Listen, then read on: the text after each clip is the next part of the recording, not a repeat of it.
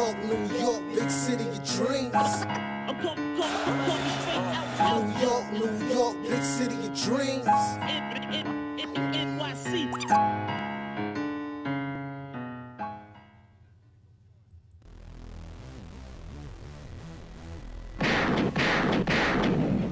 What's going on? This is Jay Ellis from the Knick Of Time Show. He'll give you that Knicks talk just in the nick of time. And it's time to talk about another Knicks win because the Knicks beat the Toronto Raptors for the first time in Toronto since 2015. 112 to 108. Led by the flamethrower himself, oh great one, the Caesar King, Julius Randle gives you 32 points, 11 rebounds, 3 assists, 19 points in the first quarter, tied the career Knicks record at 5 threes in the first quarter. Shout out to Julius Randle. Mitchell Robinson gives you 10 points. 18 rebounds and 8 of those offensive. He fouled out, but those are fugazi fouls. Right? Emmanuel quickly chips in with 13 points, 5 rebounds, and 4 assists. He plays any role you need him to play. Shout out to my guy quickly. Grimes gives you 16 points and 2 assists. McBride gives you 9 points. And Jalen Brunson, Mr. Clutch, the little big man, gives you 26 points, 8 assists, and 5 rebounds. The Knicks shoot 43% from 3. And we smack it. The Toronto Raptors. And I'm loving it. I love a lot about this game. I really like this game. The Knicks were not favored to win this game, according to the odds. We were not favorites. We were down 4 points in the favorites to win this game. Knicks pulled out the win, and the crowd goes wild. I love it. I love it. I love it. Salute to you guys in the chat, and salute to you guys in my panel. Shout out to my guys. Before I get to the guys and the details of the game, shout out to Fubu TV.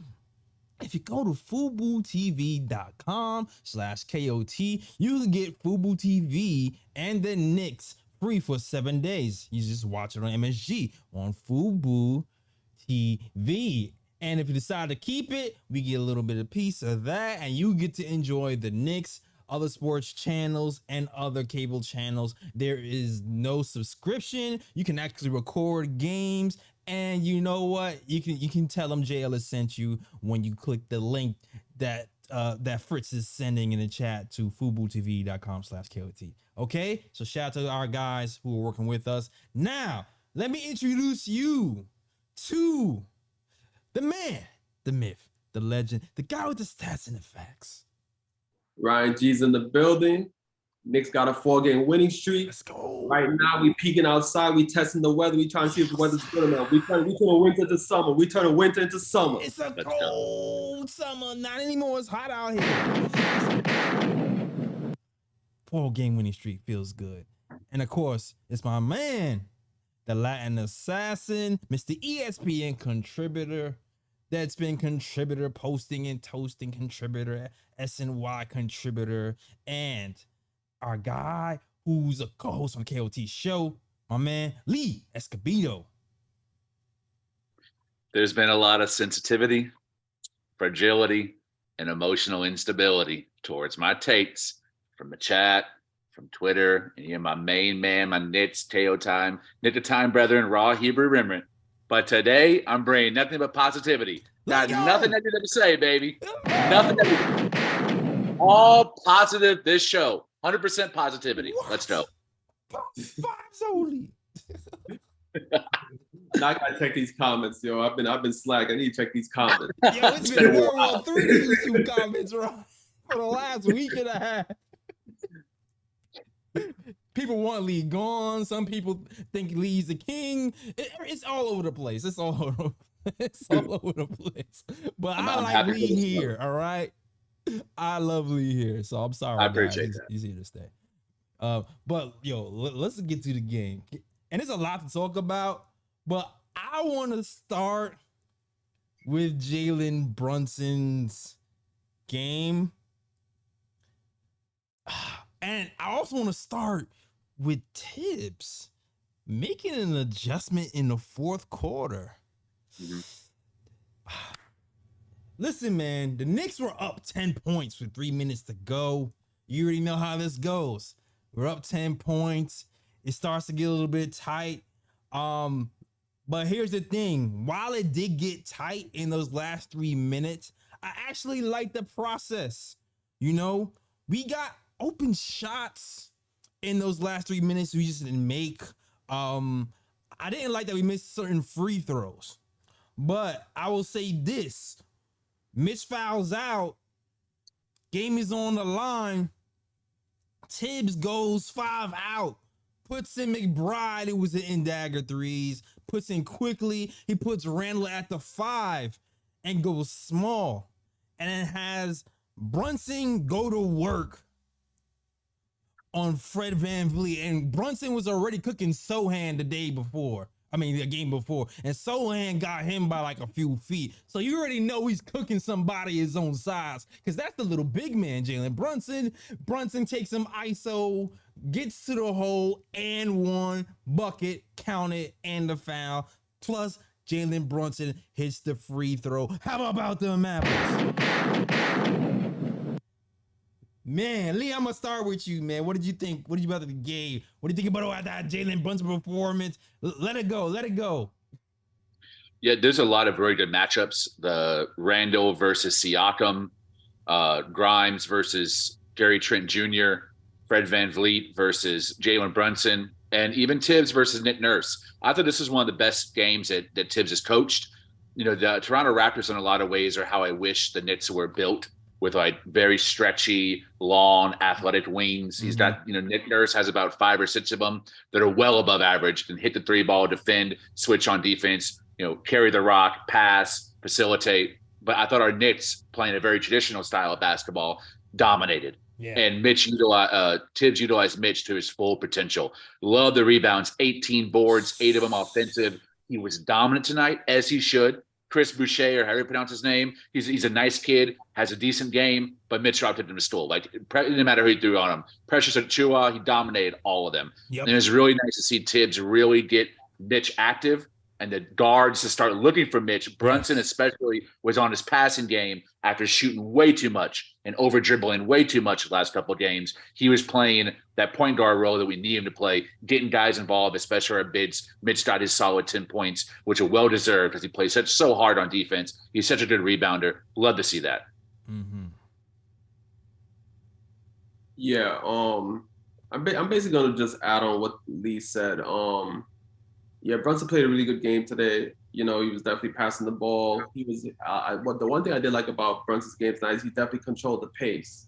Because the Knicks definitely do like to play fast, but Knicks probably took a step back today and was like, you know what, we're just gonna kill him in the half court, and that's pretty much what they did. Which is unlike the path that they're trying to take this season in terms of the offense. And I thought Brunson did a really good job of controlling the pace of the game. And of course, in the fourth quarter, the Knicks are reeling. I think the other day, the Raptors had like a 21-point comeback against the Bucks and forced that game to overtime. They ended up losing that game, but they forced that game into overtime. And I think it was kind of like, I don't know if it was sneaking into the players' heads, whatever the case may be, but Toronto definitely had confidence from that game and thought they could pull off another comeback. Yep. Against the Knicks, especially with Gary Trent hitting that tough 3 when quickly was like all draped all over him. But that's why we brought Brunson here, to control the game and to give the Knicks clutch shots when they needed it. And for him to drive past VanVleet, and then I think had like Barnes and like another long guy. I think it was Siakam in the paint. And for him to fake them out, get the and one and steal the game for the Knicks was very big. So yeah, we have to big up Brunson tonight. Great game. Great game. Lots to love about this game from Brunson. What I loved, Brunson didn't have the prettiest game in the first half. In general, Toronto Raptors turn a lot of teams over. They one of the best teams in the league at turn teams over. And they turned us over a lot in our loss at home. Today, I think we only had 11 turnovers in the entire game. Let me double check that. Yes, 11 turnovers for the entire game. Which is huge because I believe we had like 20 something when we turnovers the first time. Also, Jalen Brunson, 4 turnovers in the first half alone from Jalen Brunson. Finishes the game with 5 turnovers. Also huge. Talking about the pace of the game, it's funny. I was seeing some stats like a week and a half ago. Fred, he was talking about how the Knicks led the league in pace, and over a month and a half, the pace has slowed down, and we're not the league leaders anymore. And we've been really doing a lot more in half court. And I looked at a week and a half ago, we were actually like almost middle of the pack in half court offense, which surprised me at about a week and a half ago. And I'm wondering if that has to do with, Grimes getting into the lineup, Julius Randle hitting more threes, and Jalen Brunson be able to operate in half court. So I would have to imagine after a game like this, that rating might be going up a little bit from 14 to maybe like 12 or something. But if we can keep this half court type of production up, that bodes well for the playoffs when the game really slows down and people really key in on cutting down those fast break points. So I'm really loving the process of how we gotten a lot of these points. Also, man, I have a lot. We made some adjustments. I remember the first Toronto game, they switched a lot, right? Which kind of gets us in trouble on pick and rolls. It makes it look like, we're not really moving the ball that much. Now, today we only had 19 assists. But I think when we really started to get going is when we really started to move the ball. We even though they were switching, we still was able to get some penetration and kick action, and we blew the game open in those instances. We moved the ball. So all along, a lot of good stuff I saw from the Knicks as far as the process, as far as Jalen Brunson running the show, as far as the bench, everybody. And I'm gonna stop talking and let you guys take over because I can go on and on about this game. If you want to. Go ahead. Go ahead, Lee. Okay. I have to give my pops a shout out because he's been pretty dead wrong about IQ as of late. I think one of the reasons that we've been so successful is Brunson hasn't just been coming to his own and in his bad as a point guard, but IQ has as well. I love that Tom Thibodeau has been utilizing that double guard lineup, makes our offense really potent. Both those guys are really solid shooters when they get going, and they both have a real good eye for certain players on the court, but they've built good chemistry up over the season. IQ, especially with a lot of the bench mob. So he's already familiar with Quentin Grimes playing alongside him in the starting unit. So I love what IQ's brought to the game. 13, 5, and 4. I mean, those are solid numbers, but it's the shooting 4 of 8. He's become more efficient, taking less shots, taking better shots, having a better decision-making when he drives into the teeth of a defense. I think he's a little bit closer to the basket, so he's not having to overextend, getting more into his floater bag that we saw last season, what he's known for. I'm just loving the all-around defense, too. When IQ, Grimes, and McBride are out there at the same time, that's some of my favorite basketball I've watched Knicks-wise in 10, 15 years. I love watching those three on the court, especially when Sims is out there too. So, hey, man, props to IQ, props to Brunson. Love the 2-guard lineup. Makes us very dynamic, very hard to stop on both offense and defense. Yes, and I just want to add a couple other shout-outs because I think there's a couple other players that really stepped up today off the bench, and one of those players is McBride, because the Raptors were coming back on the Knicks in the third quarter, going into the fourth, and McBride hit 2 straight threes to increase that lead. And then the guy who assisted him on those 2 threes, Evan Fournier. Yes. I mean, we usually complain about Evan Fournier's play, but tonight he was solid. He was very solid, especially on the defensive end. So I definitely got to big up Fournier as well, and of course Julius Randle, who's been playing excellent as of late, because he's the guy who got the Knicks that early start that really had them going in the game. And you have to pick up Julius Randle as well. But I do want to shout out McBride and Fournier because they stepped up when they were in the game when the Knicks needed it. I can go into a whole soliloquy about every play you just mentioned, and I feel like it's coming. I'm gonna apologize in advance. Say it with the chest, Jay Ellis. We got the time. First of all, card-carrying member of the Emmanuel Quickly fan club.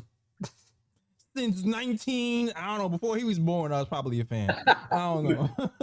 I was about to say 85, but like I know he's born in the 90s probably. Emmanuel Quickly, man. The versatility of Emmanuel Quickly has been outstanding. I talked about this season when everybody was crapping on him. I was like, wait, I've seen this movie before. He skits off to these crazy starts. Everybody says, oh, he's whack, trade him, and then last year, at the second half of the season, he was the second coming of Jesus Christ. Like, he was like, no, he's untouchable.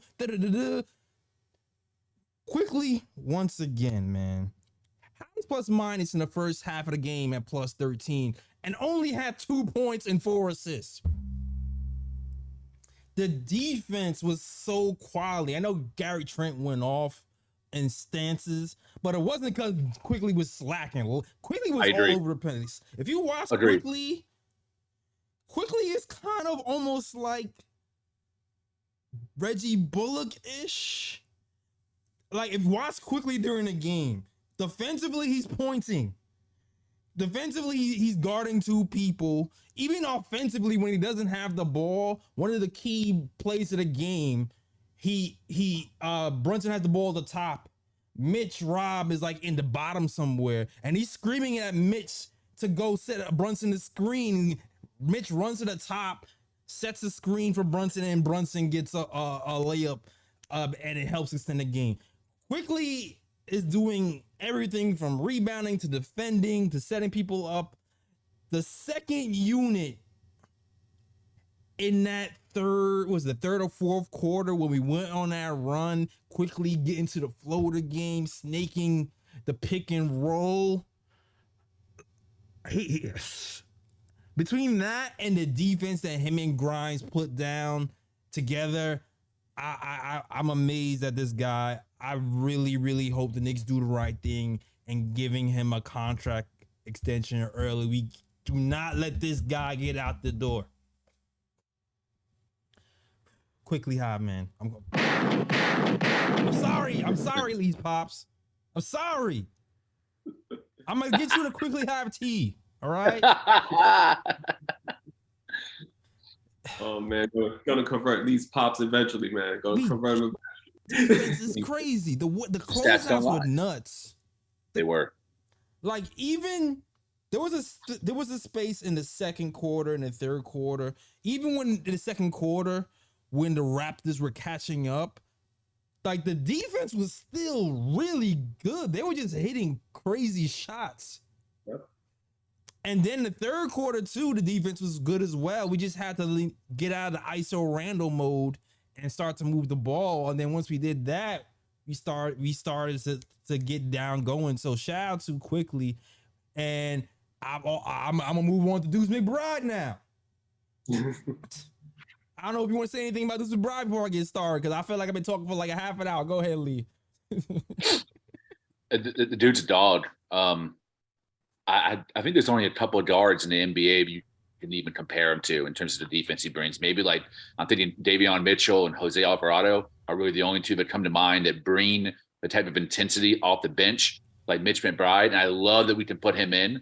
Finally, we have someone to put in on a guy like Fred VanVleet, like a guy who's like torched us, killed us in the past, who can single-handedly come back and win a game because we don't have anyone to put on him and keep him from drilling threes and killing us in the layup line. We actually have someone like that now, and I'm really happy Tom Thibodeau is utilizing him off the bench as a main cog in a 9-man rotation. And there's also no one you got to worry about. Derrick Rose ain't coming back. Timber Walker's not walking through that door. Albert Burks ain't walking through that door. He's here to stay, and I'm excited to see what his growth brings once he becomes more comfortable in a three-point shot, and maybe, I pray he can develop some type of mid-range game. As if he does, he could be Jose Alvarado.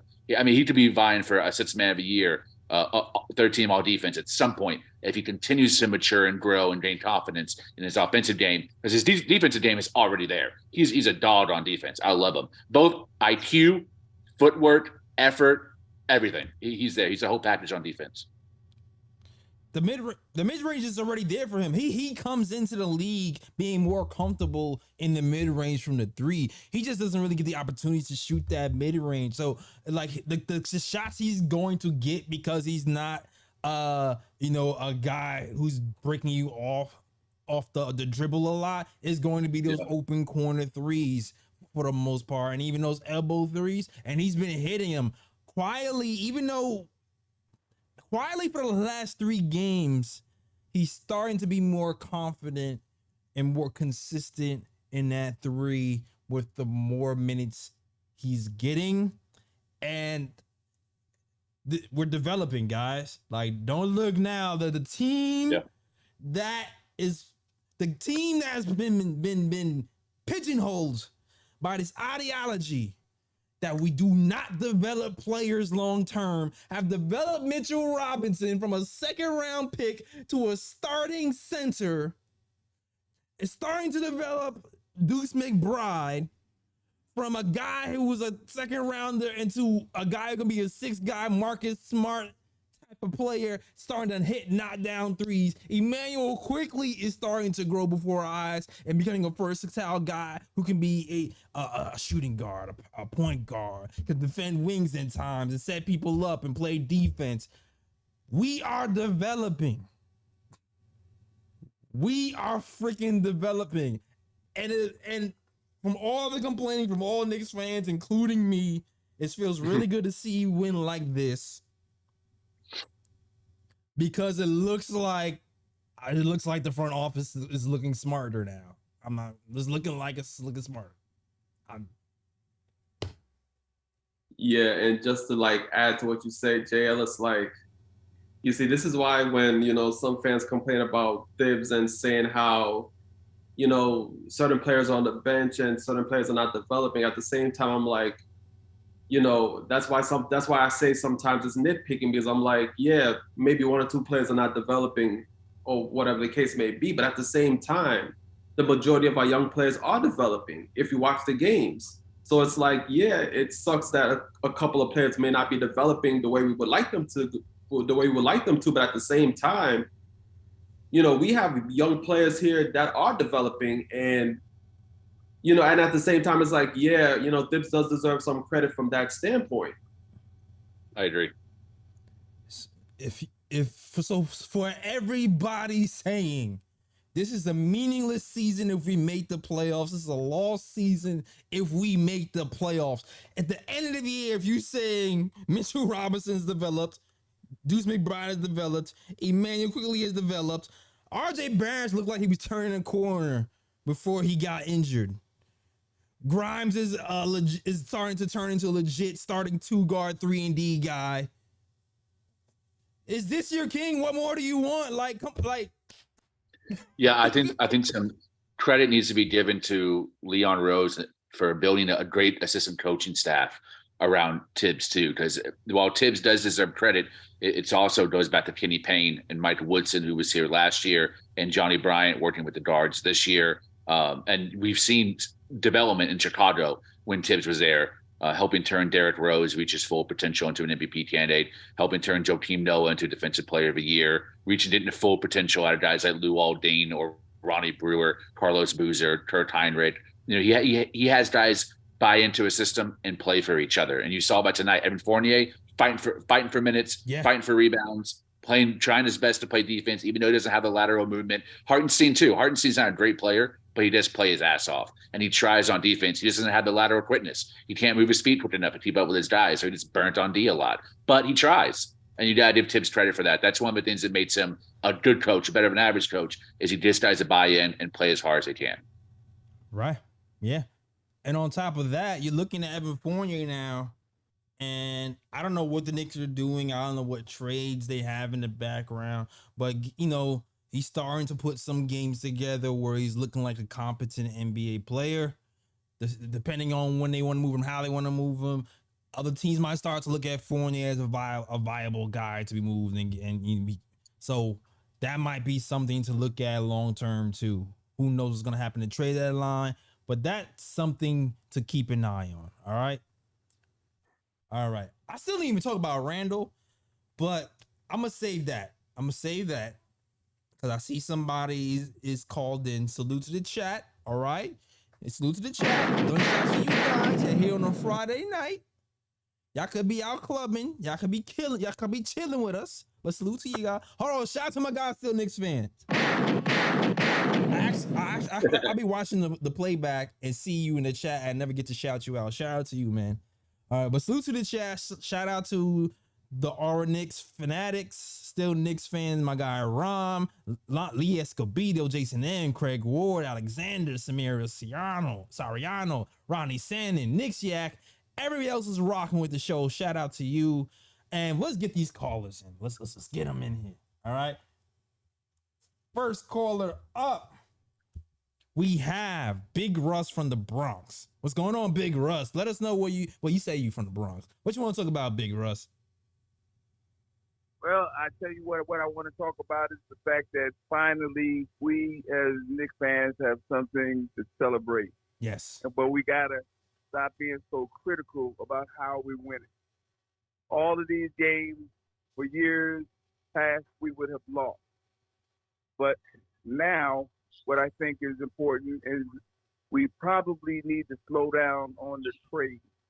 I think there are people on this team that can take on some new roles. I never saw Fournier kind of play. I didn't see him being able to play solid like that coming off the bench.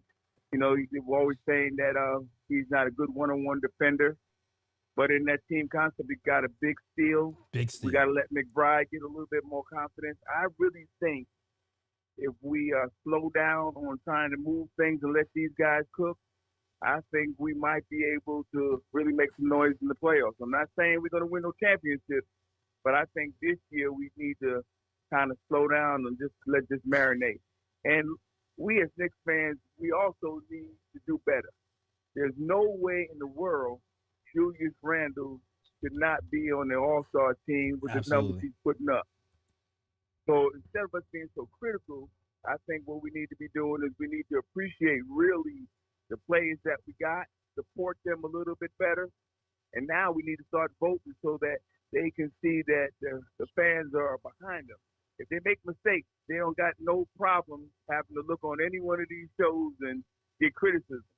But we need to go ahead and start helping them build some confidence by getting behind our players and voting for them, because I think there's probably 2 or 3 people on this team that could possibly be all-stars. RJ was playing at a good level before he got hurt. You know, you got Randle, and I think Brunson, nobody might have considered that. But if I take a look at how he's playing, you know, you got to consider that he should at least have some consideration. His name should at least be put out there for the job of what he's doing, because doing it in New York is a difference.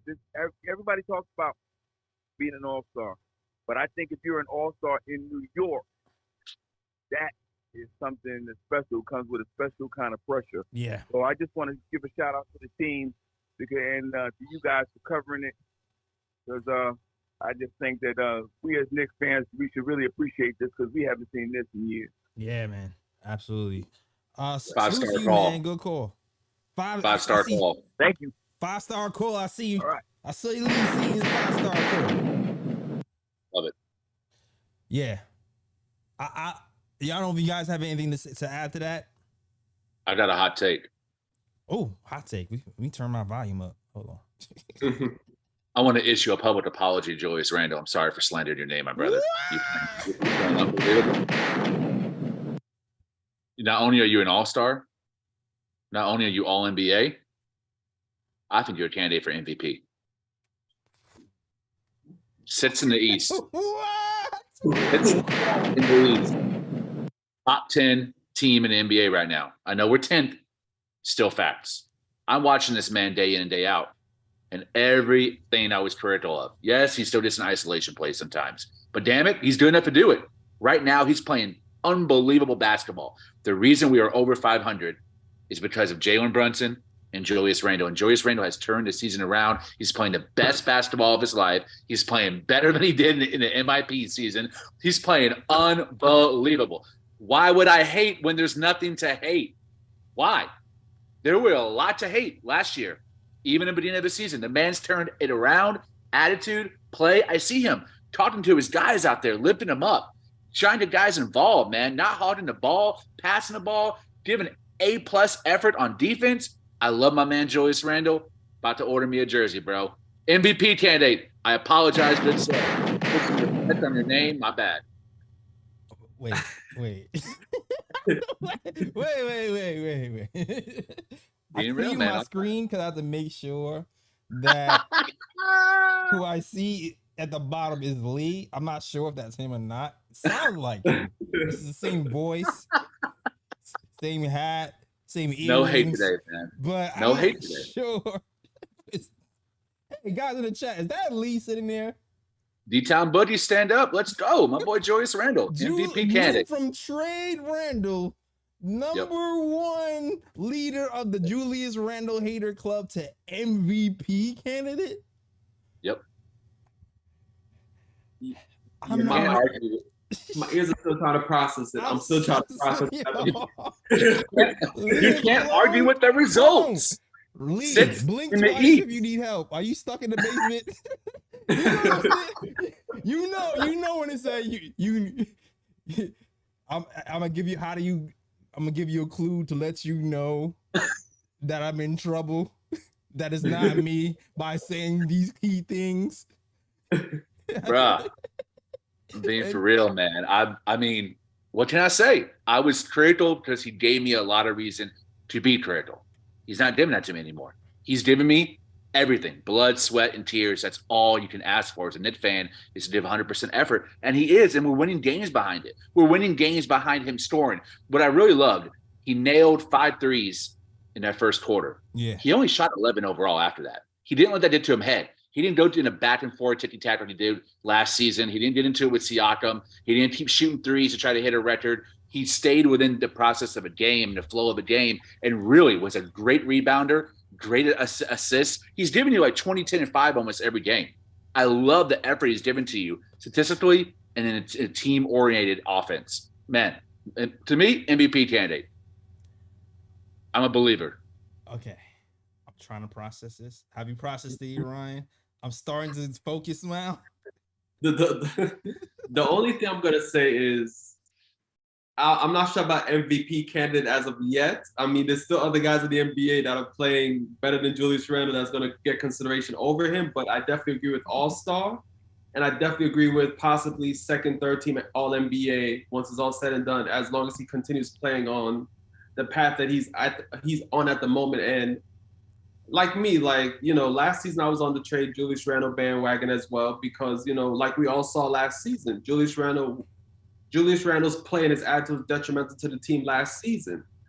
But this season, I was willing to give him another chance. I was like, all right, you know what? Since he's going to be here, give him a chance to redeem himself. And he's done more than redeem himself. He's basically a whole new play, even better, like Lee said, even better than the season where Knicks finished 4th in the East. He's even better than that, Julius Randle. So you have to give him a whole lot of props. And now, you see, this is why when people talk about they're stuck on trade Julius Randle. This is why I say when people think like that, they're thinking emotionally. Yes. Because bingo.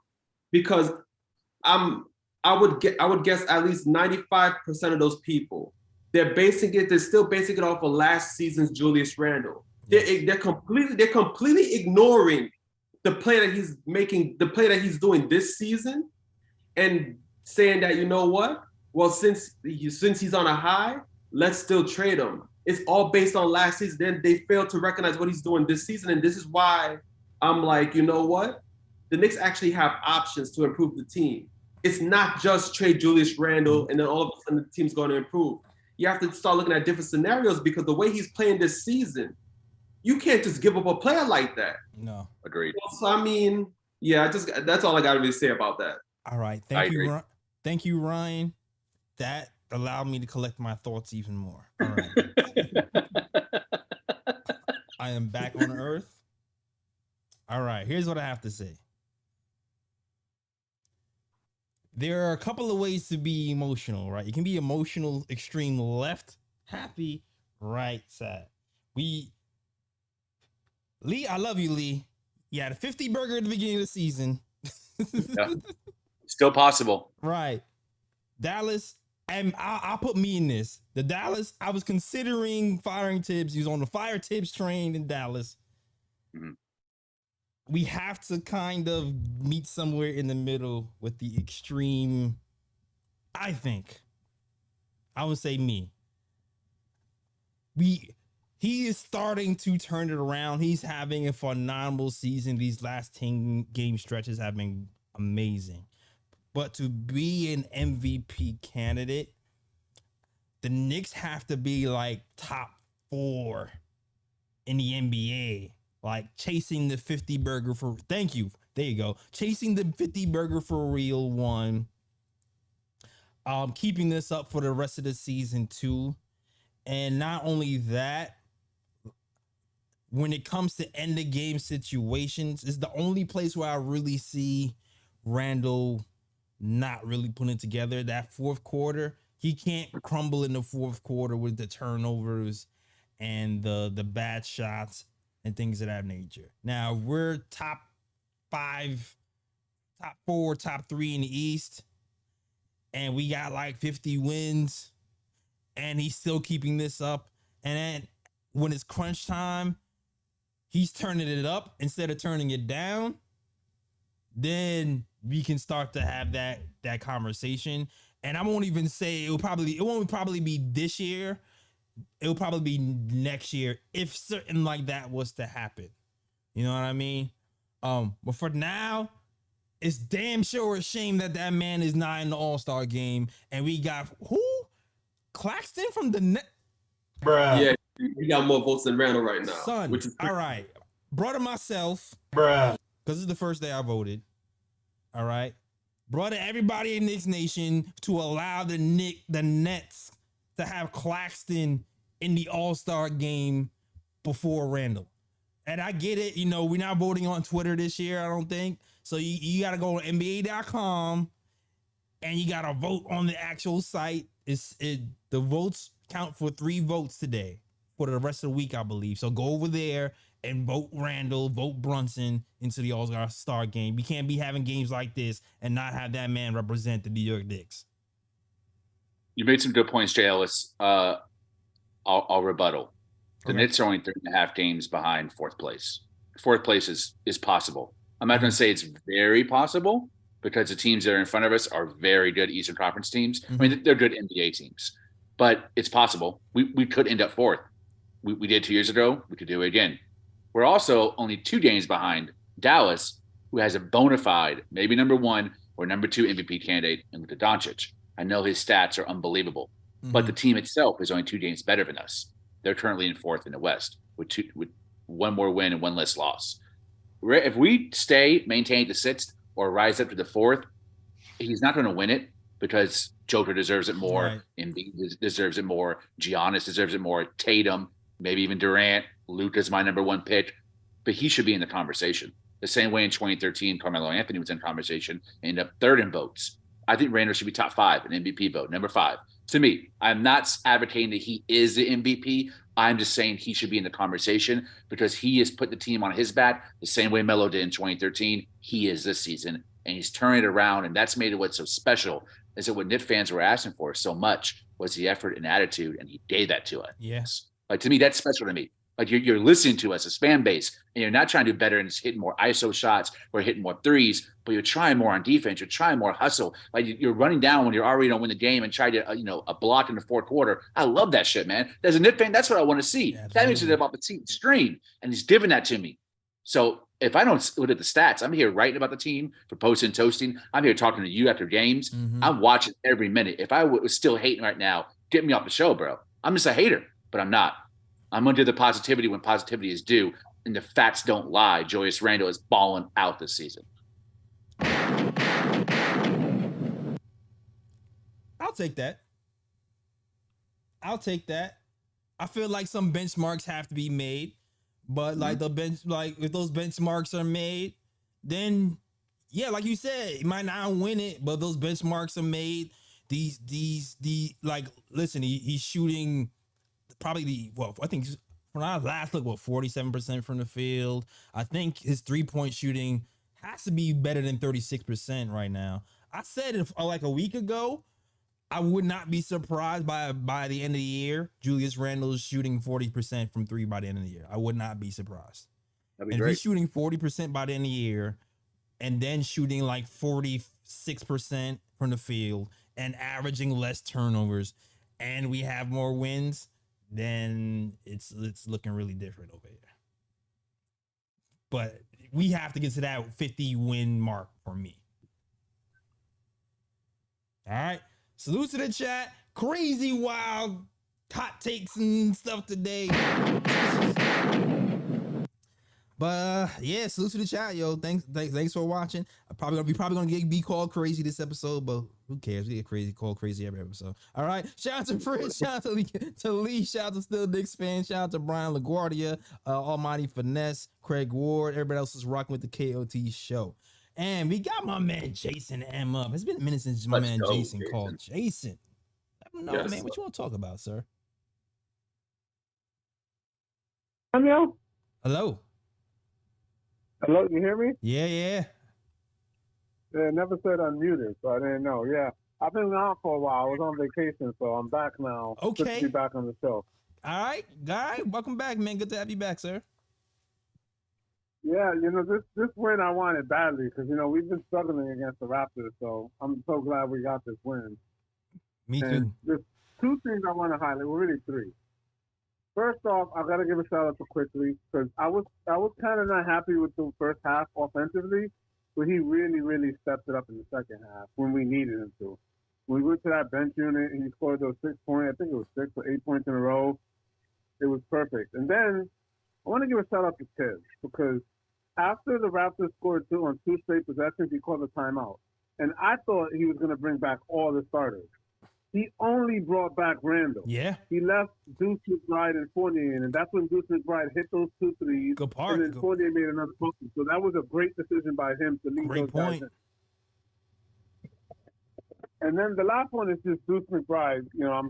His defense is always amazing, and when he hits shots, it's going to be important for him to show that he can be a decent offensive player because I don't think the Knicks are going to necessarily, if they were going to get another player back in the trade, it would probably be for Deuce.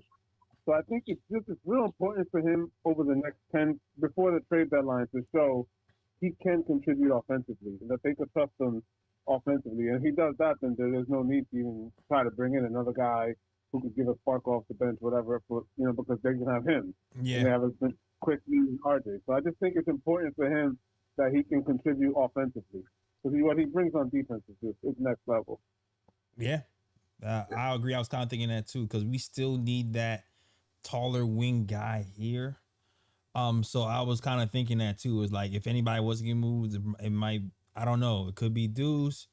It could be. Oh, I don't think they're gonna move Deuce. I'm just talking about next maybe season. moving them out of the rotation. Yeah. I'm talking about next season. I don't even mean to go dark, but No, I was talking about this season, and I was saying I meant out of the rotation. I didn't mean. Oh, okay, you mean out of rotation? No, Deuce is not exactly. This Deuce is. Well, dang. Now I'm gonna have to have a dark conversation again. Thanks, Jason. Deuce is going to get his what minutes. I'm saying is, if let's say the one weakness you could say, well, it's not the one weakness, but it's obviously outside of the fact that the Knicks need a true number one guy. You could say that the bench scoring could use an improvement. Yes. But a lot of that's because Deuce hasn't been scoring much. All I'm saying is if he could start scoring at a beat, he just hits his shots. That's all I'm saying. Then I think he'll be fine. But if he doesn't hit his shots like he's been doing the last few games, I could see them looking to move and get a player who they could use as more of a spark plug off the bench. I think they'll use the next 15 games to really see and give Deuce that chance. I see what you're saying. That's all I got. You guys can talk about that. All right, cool. Yo, thanks for calling in, Jace. What do you guys have to say about that? Well, I'll say this. When it does come to bench scoring, yeah, the Knicks do need kind of a spark plug off the bench because the Knicks do not have significant bench scoring at the moment. Even though I do think that once RJ comes back and quickly moves back to the bench, that does give the Knicks a bit more pop coming off the bench in terms of bench scoring. But I do think that with McBride, yeah, like if he can score, that makes him that much more valuable because you already know what he brings on the defensive end. So the only thing with McBride really is if he can actually score on the offensive end, and if he can score on the offensive end while providing the great defense, then yeah, that pretty much improves your scoring. If he doesn't provide the scoring, I just don't know 100% if the Knicks are going to actually go out there and actually make a trade to bring in a spark plug, just because I think quickly will provide that spark plug once RJ comes back healthy and the rotation's back in order. But I think Jason did make a good point regarding McBride, though. Yeah, good. I mean, Jason's always making good points in the chat and when he calls in and on Twitter. He's a good follow. You should check him out. But I think the Knicks are probably going to make a trade. They need to consolidate some of these pieces. I don't think it's for a spark plug. I think it's going to be for probably an expiring contract, one that can clear some cap space so that Leon can re-sign IQ and Obi in the offseason, especially IQ, who needs a contract ASAP. Yeah. Yeah, for real. Yeah. I agree. I definitely agree. I love the maturity of Deuce McBride. I'm pretty sure Raw's somewhere having a party. Raw's certain somewhere having a party. Only thing I will say, it's a little bit damper on the mood. The Obi situation is a little bit interesting. Because I don't know if you noticed, but Obi's been out for a minute. And it's like certain players who are out for a minute, once they're like ready to play, they insert them in the lineup. Obi is available to play, and they're putting him in the G League to like ramp back up. You know what I mean? So I don't mind that at all. But I'm just noticing how the Knicks during this 9-game winning streak, Obi wasn't really involved. The rebounding, Tibbs likes the big men, Sims, Hartenstein lineup. Our rebounding has gone up tremendously since we had Mitch plus the Sims, Hartenstein lineup. We've been bad in rebounding, and now we're pummeling people in rebounding. I feel like I'm starting to read tea leaves. And I'm starting to see that Tibbs might be hesitant to put Obi back in the game. And I see Ryan G smiling because you I warned y'all. I warned y'all. Told you. And we kind of teased it a while ago. But the way things is looking right now. And then I don't know if you watched the putback with Ian and Macri and Stephen Bondi. I don't know if you watched that. But it's not smelling. I don't know. Ian was talking about we should expect to see Obi Toppin in some trade rumors coming up or the trade deadline. But he also mentioned that teams are going to want to see him play at a certain point. So Tibbs did say he would play, but now I'm wondering the intentions. Like, you know what I mean? Right. I'm wondering the intentions of him playing. But this seems to really care about internal politics and optics, especially when it comes to the moves that Leon Rose has made himself. Like, not so much the ones before Scott Perry and Steve Mills, but the ones that Leon Rose has been here in the role of president of basketball operations. And Obi Toppin is one of his top 2-3 moves that he's made, especially when concerning the draft.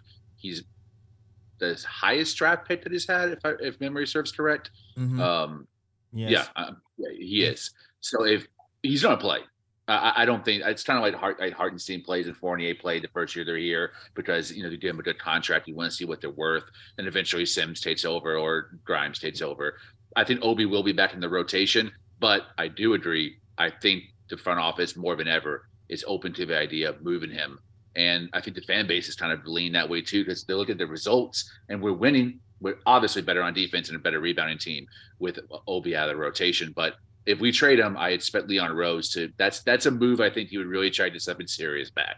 I don't think he's going to trade him for like cap relief or 2 protected first or something like that. I really think Obi would be included in a Zach LaVine trade or something that matched. I'm not advocating right now for a Zach LaVine trade. I'm just using that as a placeholder. I think that's the type of move that he would be moved in. That way, he can be like, oh yeah, well we did draft Obi Toppin and then we moved him for X star player. Not, oh yeah, we drafted Obi Toppin and then we moved him for 2 late first round picks. I don't think that that's how he wants that deal to be seen a year from now, 2 years from now, in his tenure. Yeah, it'll just be interesting to see where this goes if a big star comes and then it looks better optic wise if he's involved in the big star, or if it doesn't happen for us in that timeline and he decides to go another route because like you said we might be trying to clear cap to resign quickly because he seems like he's more important now since Brunson's been out and he's been able to kind of like put up certain numbers and have a career high. So I can see something happening by the summer deadline. By the deadline or by the summer, I can see something happening when Obi is moved in some capacity. I'm not gonna hold you. I wouldn't be shocked. Which one do you think is more likely, summer or deadline?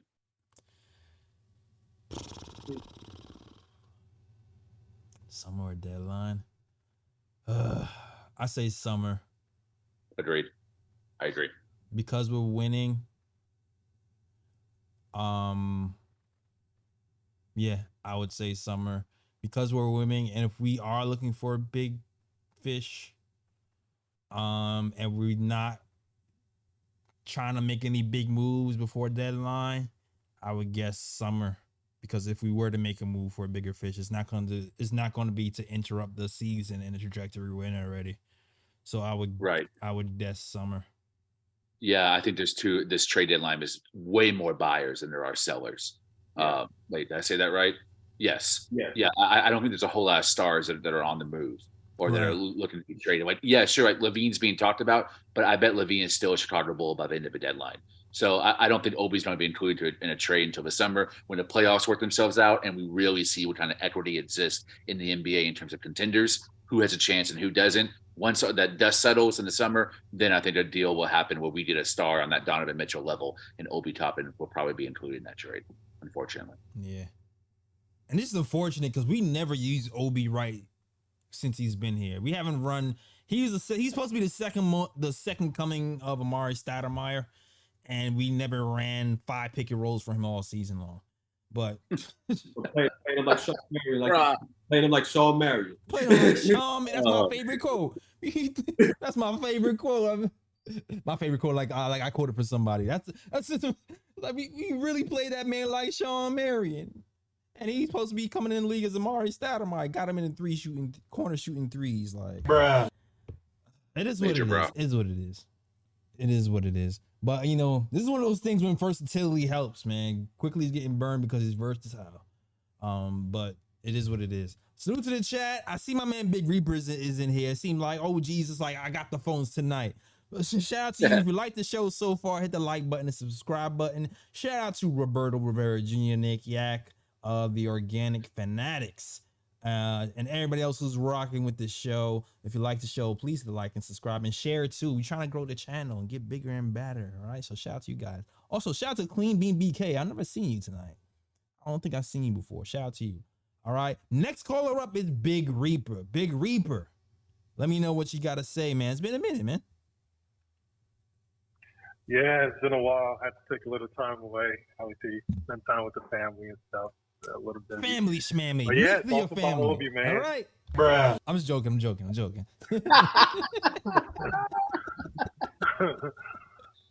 talking about Obi, yeah, that's obviously you guys know I'm probably his number one fan.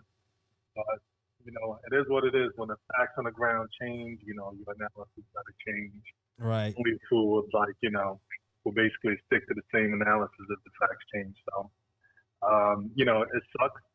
I kind of agree with you guys. It's they didn't really do obviously they didn't do right by him the whole time, but it is what it is because of the way Julius has been playing. I mean, 2 years ago, Julius balled out, and now, he's playing better this year than he did 2 years ago.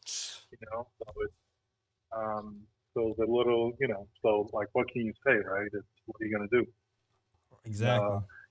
Yeah, with Julius, it's he's playing really good. I mean, it's kind of crazy. I think the Knicks have.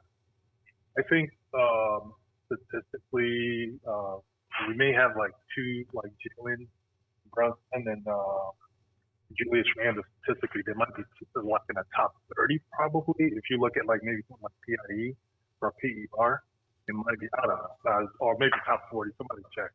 But they're both balling out, and Julius Randle, he's kind of looking like he might be top 15. Top 15, top 20. I don't know if he's gonna, win the MVP. I kind of hope he kind of keeps creeping up there. If he maintains this kind of pace, I think his scoring average is just gonna keep creeping up, and it looks like it's not really slowing down. So. I mean, it might change. He might, keep moving up the ranks. So anything is possible. It is. Oh man. But yeah, so I know you guys talked about Obi, but I want to hear from every last, each individual person. What is the probability he gets off the bench between now and the trade deadline? What's the probability he gets off the to play? He plays before. What is the likelihood? To play before the trade deadline. He's going to play, but it's not going. You know how this year his minutes were kind of trending up a little bit, and he was kind of getting up to 16, 17 minutes a game, flirting with 18 minutes a game. It's not going to be that. It's going to be like last year. It's going to drop. Yeah. Yeah. Didn't they say he was situational? Didn't the coach say he's situational now? Yep. He definitely said he's situational. Situational means you're not going to play unless we're desperate and we run out of body. Exactly. If Randle gets hurt, Hartenstein has asthma, Sims stubs his toe. I think he has the nod over Cam Reddish because according to that Ian Begley putback episode, nothing was definitive. But if you watch Stephen Bondy, he was looking like he knows something that happened between Cam and Tibbs, but he felt like he wasn't sure that he wanted to put it out there type of situation. So I was like, yo, what is happening over there? So Cam has played his last game as a Knick. And so we will see Obi before Cam, but you're not gonna see 18, 20 minutes of Obi. I think that's done. Yeah. Regarding Cam though, it's look, I mean, it's honestly, I truly believe a lot of people, a lot of players I feel got screwed over. And kind of, I think probably a lot of it has to do with defensive chemistry too. But a lot of these guys are fallouts from, honestly, it's from Jalen, Julius, RJ not playing defense early in the season. That's pretty much what it was. If you look at their stats since the Knicks started winning, they're just basically playing much better defense. They're allowing lower percentage shootings by the opponents. And you look at the rest of the team is kind of they're still the same. So the change has only been RJ, Julius, and Jalen. Right. So, and I can see the frustration from Cam. And Cam, honestly, there was some games he kind of looked a little lost out there, or there seems to be a lot of confusion when he's involved in the play. But I don't know. I don't know if it's confusion or him just trying to cover up for like other people's shortfalls, and then he kind of gets caught in the middle. And so I just kind of feel like, that was kind of the reason a lot of this stuff happened. A lot of people just kind of like, it's almost like they caught a stray, from whatever was going on with those top three on defense. Yeah. So it is what it is. It is what it is. I'm not even complaining about that anymore. I kind of moved on from the Cam stuff. Yeah. It's like obviously when you're on another streak, when we have a full team. So obviously when our full team together, we do what we're supposed to do. So I'm not even gonna be tripping over that no more. Yeah. But yo, thanks for calling in. Well, Reaper. the chemistry is good now. So all right, cool. Have a good night. All right, have a good night. But yeah, man. Yo, I was looking at these Julius Randle clean the glass stats just to see like how good the shooting has been, because I haven't checked in a while. Mm-hmm. Ooh, hold on a second. Look at all. Yo, boy, look at this season. Yikes. Look at this. Bruh. No, that's the wrong button. My bad. Look at this season from Randle. Damn. Look at this. Try to tell you. All right, Julius Randle. I'm gonna say these stats out loud for you guys. All right. I've never seen. Let's see. His MVP season. His MVP season in 2021, he was not shooting well at the rim. 18th percentile. Right now, 55th percentile at the rim and probably climbing. Probably has a lot to do with Jalen Brunson being here, allowing him to kind of cut off ball more, dive more to the basket, and, doing pick and rolls and just playing, good point guard play. The short mid, look at that. This is the best short mid percentage he's ever shot in his entire career. 82nd percentile. Yeah. His MVP season, that was kind of cold. You know what I'm saying? He's just shooting better all around. The only thing he really has to work on is the corner three, really. But that's starting to creep up slowly. Right now, he's shooting 35% from three. All around, he's shooting all across the board is just up everywhere. Yeah. And even the estimated field goal percentage is up in the highest, tied for the highest in his career. So, yeah. Nothing else to say. Mic drop. Whew. All right, shout out to the chat. It might be a good time to end the show. If you like the show so far, hit the like button and subscribe button. What's the next game we have, guys? The Milwaukee Bucks on Monday. Lord, I'm not not excited for it. But I am kind of excited for that. But this is a good test, man. This is a good test. Huh? Oh, sorry to cut you off, Jails. And to make it worse, they got smacked by the Hornets tonight. They sure did. Smacked by the Hornets? Oh, so they're going to be pissed. Yeah. They ran into the Hornets nets and got smacked. Okay. Giannis had 9 points. Yeah, that makes it even worse. Bruh.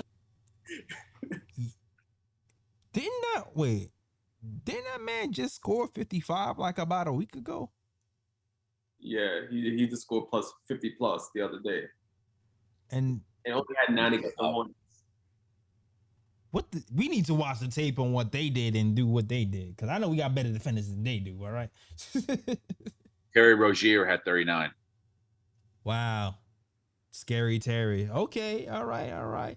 Well, listen, man, we'll be back on Monday to check out that game. And hopefully we talk about a 5-game winning streak. You already know Julius Randle gets up for those types of games against the big power forwards. Hell yeah. So he'll definitely be up for that game. And this will be a good test for the Knicks too, especially if it gets close, because we had a close game with the Bucks before. And just one more thing I really liked about this game is, it wasn't perfect, right? We missed some free throws, but having 2 games in a row where it came down to like the final minute where we had to execute and get out of there to win, it kind of starts to mentally build a habit for, that we can take care of business when we have to. And it kind of reinforces that we're doing the right thing. We can close. We can start make more winning plays at the end of game situations, and we can start to hit free throws and make layups and things of that nature. Especially for my man Brunson, who's been shooting pretty terribly from three lately, like 50% over his last 22 free throws or something like that. We just need to give it that mental hump. But we've been playing 3 quarters of great basketball for the most part against a lot of these teams. If we can start to figure out what to do in that fourth quarter, start to hit the free throws and close out games, we should be in great shape mentally moving into the future, playing against these tougher teams. All right, cool. That is our show. Lee, let them know where they can find you, sir. You can find me at the Julius Randle Fan Club, president, chair, CEO. The CEO? You getting the Let me tell you something about that 50 burger, man. We're 1 game away from halfway through the season, and we got 22 wins. Right. We had a solid second half, man. We could hit that 50 burger. You're going for the 50 burger. I don't want to say it out. I'm thinking. I'm staying optimistic. I'm staying I felt like I thought our ceiling might have been like 45, 46, 50. If we do 50, I'll gladly be wrong about that. Facts. Same. And then I wouldn't be wrong. I would be right. On Twitter, you can find me at @_Lee Escobedo, talking smack, calling people bums, getting into the smoke. Exactly. Definitely follow him on Twitter if you want to. Just type Knicks bum, and if you can't spell Escobedo, you should come right up. All right, Ryan G, let him know where you can find you, sir. You can find me on Instagram at Sir G is chillin'. Sir G is chillin'. That's SIRG is CHILLIN. You can also find me at Sir G's Corner. You can also find me at Twitter at RyanGKOT. And I need to start posting I need to start tweeting more. I need to start going to YouTube comment section more because I've been missing the smoke. I be having smoke for people on the podcast. But I need to have smoke for the people on Twitter and in the comment section as well. Get in there. Smoking it up. Salute to my guy Ryan G. Yo, I'm mad. I forgot to get Grimes his props too. Shout out to Quentin Grimes, who yes. There were so many people to praise. I forgot to praise Grimes. All right. Shout out to Quentin Grimes, who had 16 points today on the night. And it was tasked with guarding Siakam for a lot of the night. Guy was taller than him and made him work. Also shot 6 of 13 from the field, 4-10 from 3 at 40% from 3. Shout out to Quentin Grimes. All right. Officially averaging double digits. Oh, he's officially averaging. Okay. Grind time. Mr. Untouchable. Okay. Shout out to Quentin Grimes. All right. But you already know, man. Follow us on these places. I saw somebody mention the fresh snapbacks earlier. I saw you in the chat. I gotta let you know. All right. Well, first, follow us on Twitter at the KOT Show on Twitter, Knick Of Time Show on Instagram and Facebook. Listen to us on SoundCloud, iTunes, Google Play, and Stitcher as well. Everywhere you listen to podcasts, you listen to us. And for those who wanted the fresh snapbacks, I saw somebody mention in the chat, you can get it at the knickoftimeshow.com. Just click that and click catalog. You'll see all our merch. Cop that snapback, all right? You already see the Kitale She Show on Twitter, Knick Of Time Show on Instagram and Facebook. Also check the blog too at the knickoftimeshow.com. And always shout out to Fubu TV as well. Go to FubuTV.com/KOT to get your Knicks for free for 7 days. So shout out to Fubu TV. Okay? Cool. All right. That was our show, guys. And guess what? As always, shout out the Worldwide West. Everywhere we go, we leave a worldwide mess. Mess out here in these Knicks YouTube and Twitter streets. That is our show. Julius Randle for MVP. Let's go. MVP. Oh. Peace. New York, big city of dreams. New York, big city of dreams.